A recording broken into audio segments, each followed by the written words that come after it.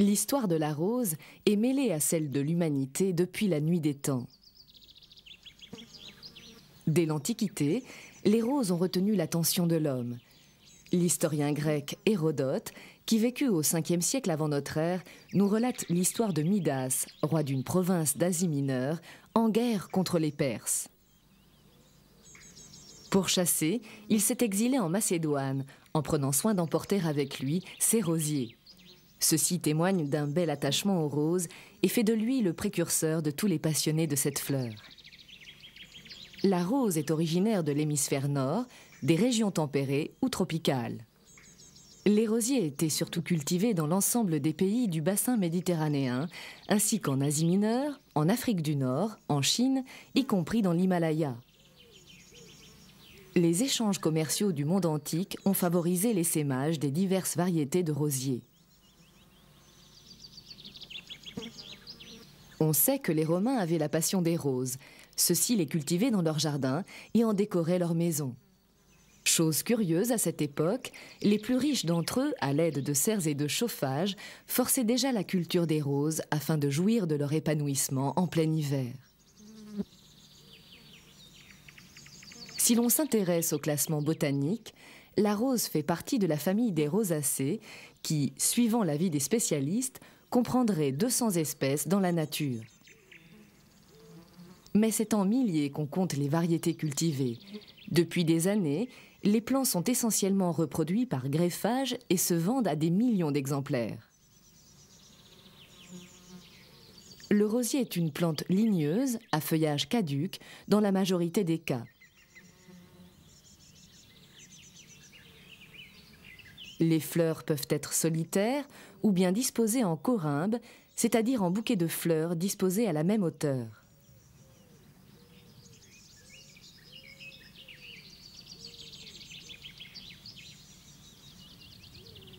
Les différents classements horticoles ne peuvent qu'avoir une valeur relative. L'essentiel réside dans le plaisir que la rose procure. La rose possède 1000 façons de nous séduire. On peut apprécier le galbe d'un bouton, le velours dont sont faits les pétales, la multitude des nuances. C'est toujours un plaisir pour les yeux. Et si l'on rajoute le parfum, poivré, sucré ou musqué, on mesure alors combien la rose peut être différente dans chacun de ses aspects. Les rosiers sont appréciés pour leur capacité ornementale, mais aussi pour leur diversité. Les miniatures ne mesurent que quelques centimètres, alors que les grimpants peuvent atteindre plusieurs mètres.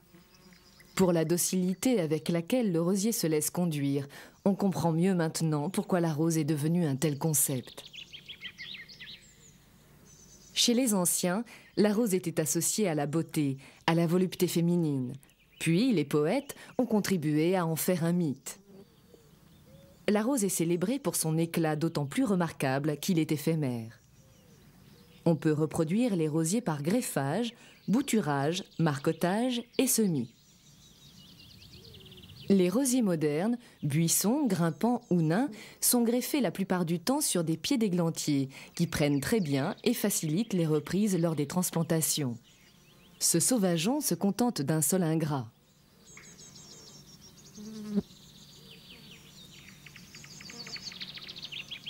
Le greffage se pratique, selon les régions, de la mi-mai, on dit à œil poussant, car le bourgeon va démarrer dans l'été, jusqu'à fin septembre.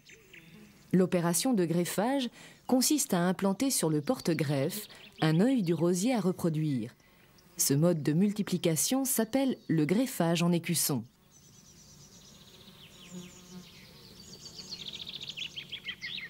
À l'aide d'un greffoir, on fait une incision et on insère l'écusson, c'est-à-dire le petit morceau d'écorce portant l'œil. On conserve dans un seau d'eau les tiges du rosier. On prélève un œil, on enlève le bois, l'écusson, on incise. Cela peut sembler simple vu comme ça, mais il faut une sacrée habileté, croyez-moi. Puis on place un lien élastique pour maintenir et protéger le greffon des attaques de parasites. Le bourgeon a démarré, la greffe a réussi.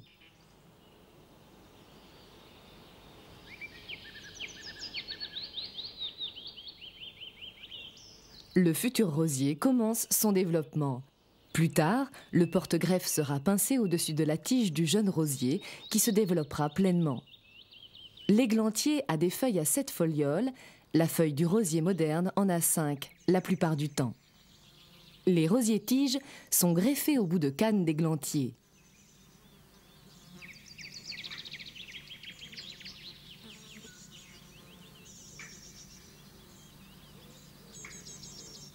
C'est ainsi que les pépiniéristes peuvent vous proposer chaque année de très nombreux plants de rosiers.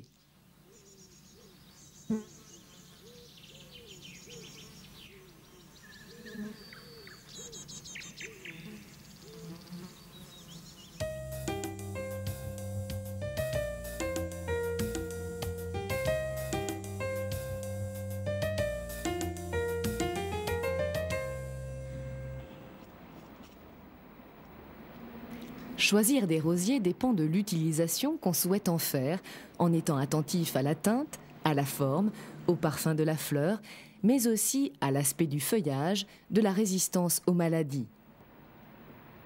C'est sous différentes présentations que les rosiers sont commercialisés en pépinière, jardinerie, grande surface. On peut les trouver avec des racines prises dans une motte de tourbe, maintenues par un filet, les branches non emballées, bien visibles, l'extrémité protégée par de la paraffine pour limiter la transpiration. L'étiquette porte une photo avec le nom de la variété du rosier et des indications techniques. Le sac plastique évite à la motte de se dessécher trop vite, ce qui est vital pour les racines. Les rosiers-tiges peuvent être aussi présentés en motte. Certains rosiers sont emballés dans des pochettes. Dans ce cas, il faut être particulièrement vigilant à l'état des rameaux. Ces présentations facilitent le stockage avant la plantation si les conditions ne permettent pas de planter immédiatement.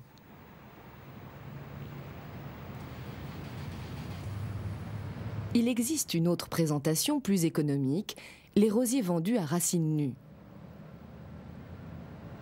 On sera très attentif au bon état du système racinaire, sans signe de pourriture ni de dessèchement. On voit le point de greffe, le collet, le porte-greffe. Sur ce sujet, les racines sont bien fournies. Les branches ne doivent pas être abîmées. Au moment de la plantation, on se limitera à garder 2 ou 3 branches en choisissant les plus vigoureuses et les mieux placées.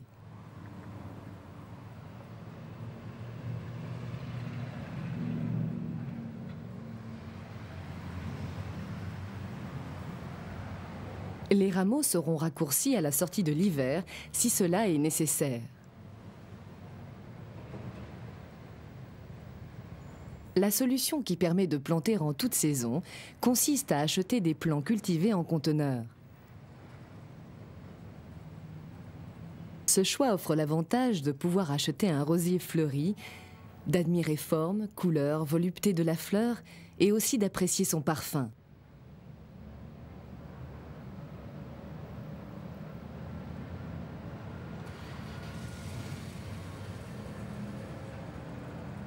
Lors de la plantation dans le jardin, possible même en été, comme il n'y a aucune rupture du système racinaire, il n'est pas utile de le tailler immédiatement.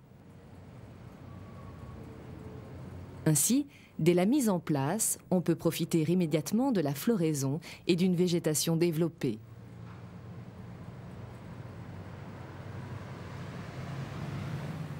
Cela ne dispense pas de veiller au bon suivi de l'arrosage, indispensable après toute plantation.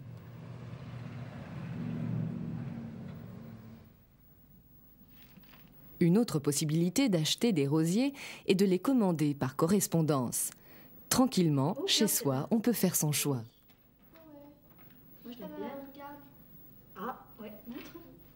Ces catalogues très illustrés renseignent également sur les caractères du rosier, son mode de floraison, remontant ou non, ses résistances aux maladies. On va chercher la référence. Oui, bah écoute, hein, ça serait bien ça. Une fois son choix arrêté, remplir le bon de commande n'est plus qu'une formalité, en y faisant apparaître les références ainsi que la quantité souhaitée.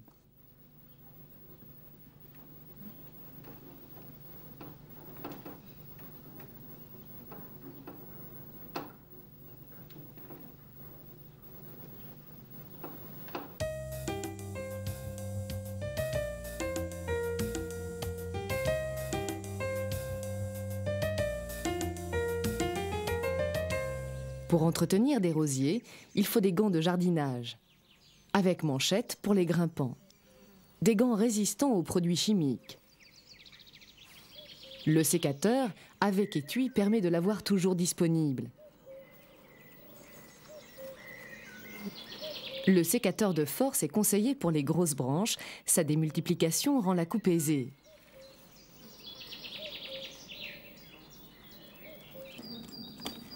Dans certains cas, la scie sera indispensable, notamment pour les branches de fort diamètre.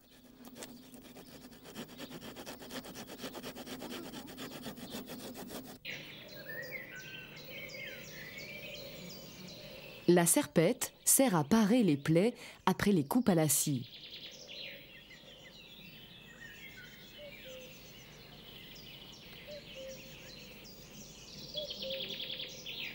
Le piochon, outil polyvalent, avec ses crocs et son côté tranchant, peut s'utiliser pour désherber.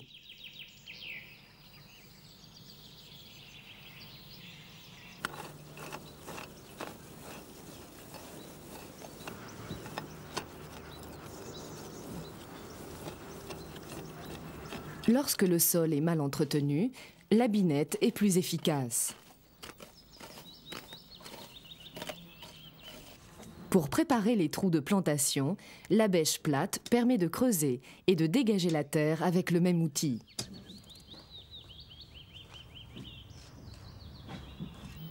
La fourche bêche ou fourche à dents permet de retourner le sol, d'enfouir un engrais.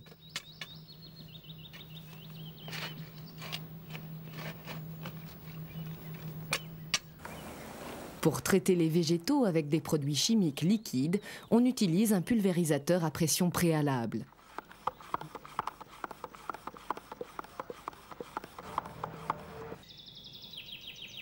Nous voyons la lame qui tranche, la contre-lame qui bloque la branche.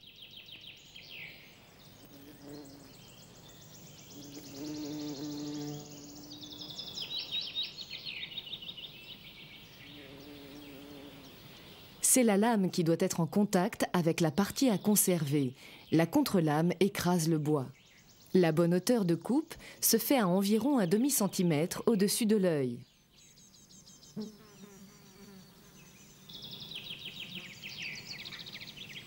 Les yeux sont toujours situés au-dessus de la cicatrice laissée par une feuille. On peut voir différents stades de développement d'un bourgeon.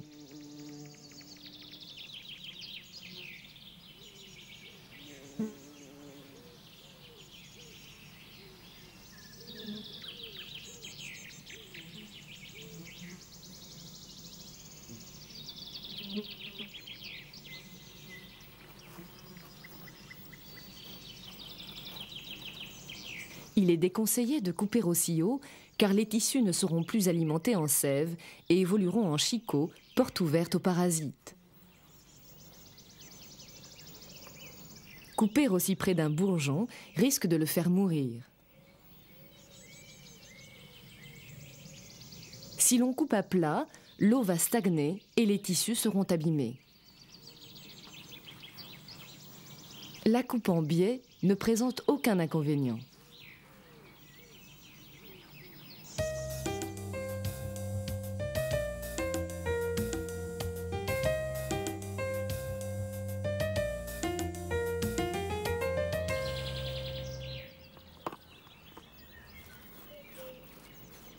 La plantation est une opération importante. Mal faite, elle peut compromettre le bon développement du rosier. L'époque de plantation va de l'automne jusqu'à mars-avril, en évitant toutefois les périodes de fortes gelées. La bonne façon de commencer consiste à lui permettre de bien s'enraciner. Le pralinage des racines est important pour les plantations tardives. Il suffit de mélanger du pralin du commerce, ce qui équivaut au traditionnel mélange bouse de vache, terre argileuse, avec de l'eau.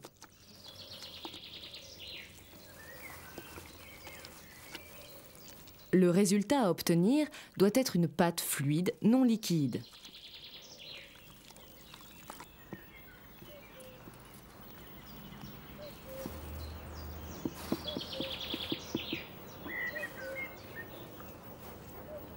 L'emplacement doit être ensoleillé, bien dégagé, mais non brûlant l'été.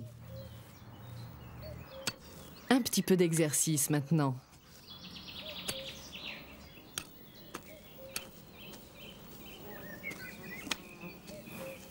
On commence à enlever la couche superficielle, herbeuse.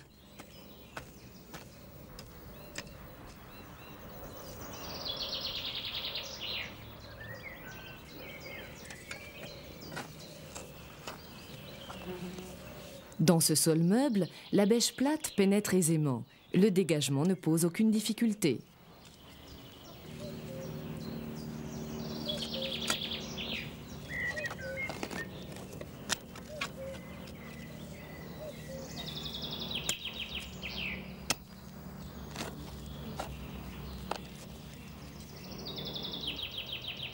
Le trou doit avoir une profondeur d'environ 40-50 cm sur 30 de large.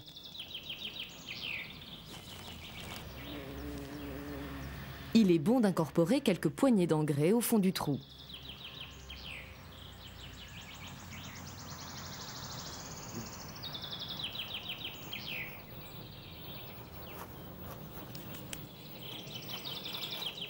Forcément, ça donne chaud. Lors des plantations partant ensoleillées ou ventées, il ne faut pas laisser les racines se dessécher. Ce rosier à racines nues doit être habillé.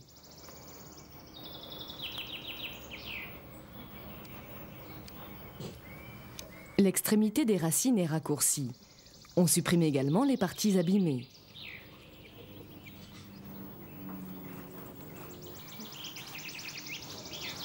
Cette branche cassée est à enlever. Les rameaux sont égalisés à 30 cm pour les buissons, 80 pour les grimpants si cela est nécessaire. Le rosier est enfin prêt. On enrobe les racines jusqu'au point de greffe. L'onctuosité du pralin est parfaite. En positionnant le rosier verticalement, faites attention à ne pas retourner les racines.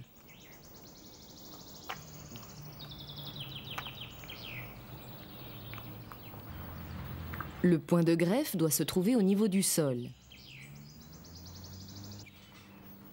Puis il ne reste plus qu'à reboucher.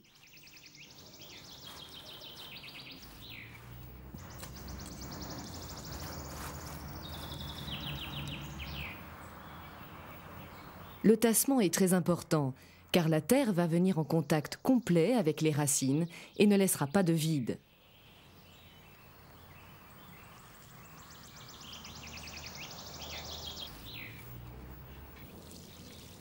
L'arrosage est indispensable, même par temps de pluie, car il parachève le tassement du sol.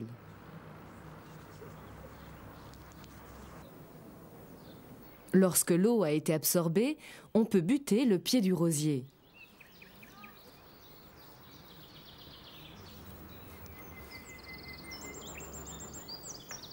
Les tondeuses à gazon n'appréciant guère les pierres, il vaut mieux éliminer ce qui traîne sur la pelouse.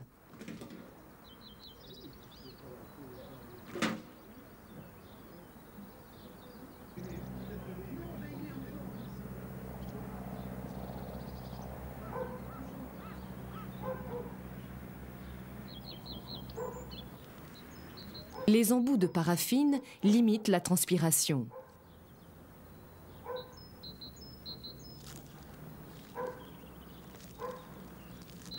Grâce à son sac plastique, la motte n'a pas séché.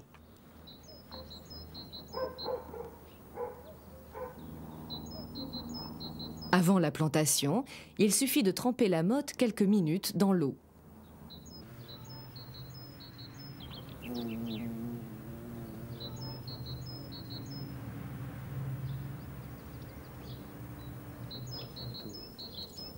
Il est inutile d'enlever le filet en matière biodégradable.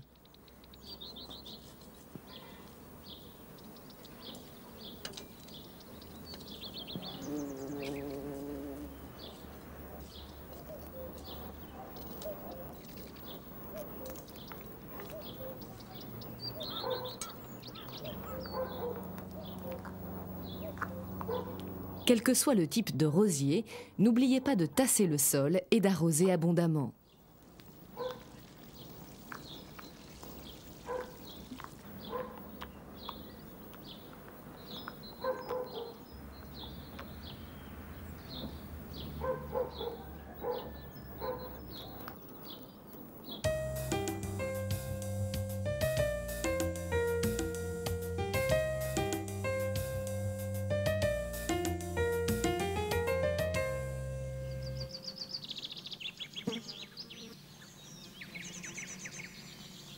Quelques semaines après une plantation tardive, on débute le jeune rosier.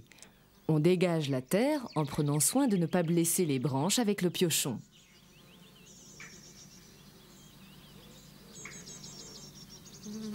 On ramène la terre autour du rosier en formant une petite cuvette qui permettra de mieux garder l'eau d'arrosage. Il est très important de veiller au bon suivi de l'arrosage.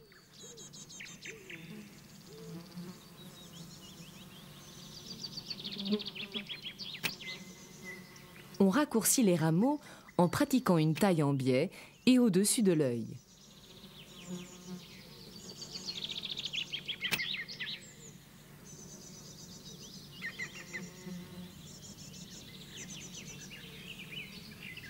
Les mauvaises herbes, adventices, doivent être éliminées régulièrement, car pour se développer, elles ont les mêmes besoins que le rosier, c'est-à-dire eau, nourriture, lumière, espace. Elles peuvent constituer des abris pour les maladies et les parasites animaux et elles nuisent à l'aspect esthétique de la plantation. Le désherbage se réalise manuellement ou avec un piochon. Après une pluie ou un arrosage, le sol est frais et rend la tâche plus facile. On peut aussi utiliser un désherbant sélectif spécial rosier. Il est possible de limiter la pousse en recouvrant le sol d'écorce de pin broyé, ce qui limite également l'évaporation. Il est important de supprimer les fleurs des rosiers au fur et à mesure qu'elles fanent. Dans un souci esthétique d'abord, mais aussi afin que le rosier ne s'épuise pas à produire des fruits, sauf si ceux-ci présentent un intérêt décoratif. Sitôt la fleur passée, on coupe la tige qui la porte à environ 1/2 centimètre au-dessus de la première feuille complète. Celle-ci doit comporter 5 folioles et non pas 3. Cette suppression favorise de nouvelles floraisons sur les rosiers remontants.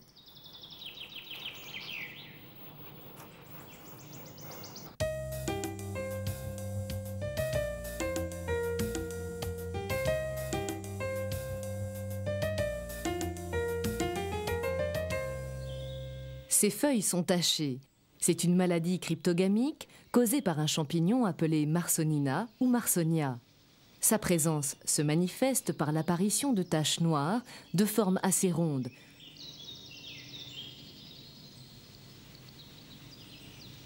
Comme la plupart des autres champignons, le développement de cette maladie est favorisé par une atmosphère chaude et humide. Les symptômes que nous observons sont causés par une autre maladie cryptogamique, l'oïdium, communément appelé le blanc. Il est caractérisé par ce feutrage blanchâtre, d'aspect farineux et qui tend à recouvrir l'ensemble de la plante. Il s'agit ici du mycélium, du champignon parasite. Les feuilles se décolorent et brunissent, les boutons floraux avortent et les fleurs se dessèchent. Favorisé par la chaleur, l'oïdium est l'un des rares champignons à avoir son développement ralenti par un temps pluvieux.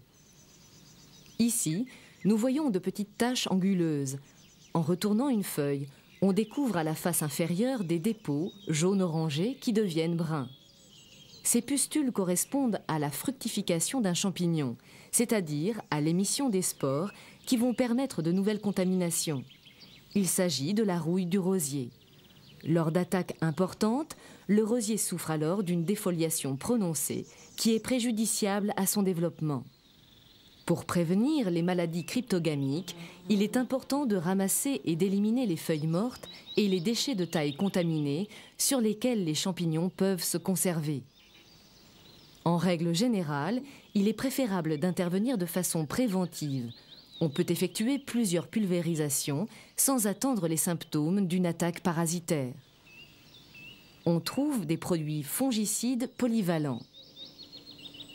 Il est particulièrement indiqué de traiter dès le réveil de la végétation, puis avant la première floraison et dans le courant de juillet à fin août.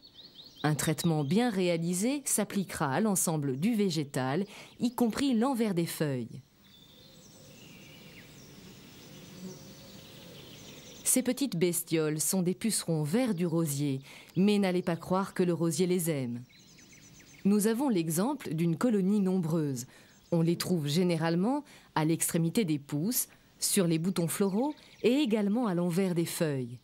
À ces endroits, les tissus sont tendres et ces insectes piqueurs, suceurs peuvent facilement se nourrir de la sève des végétaux.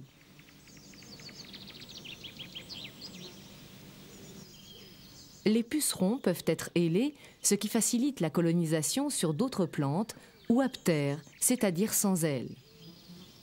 Ces multiples prélèvements épuisent la plante, réduisent sa floraison et sa croissance. Ces feuilles ont leur limbe rongé par des chenilles. Les espèces susceptibles de nuire au rosier sont en grand nombre. Contre les insectes, la parade consiste à appliquer des produits insecticides et à renouveler le traitement régulièrement.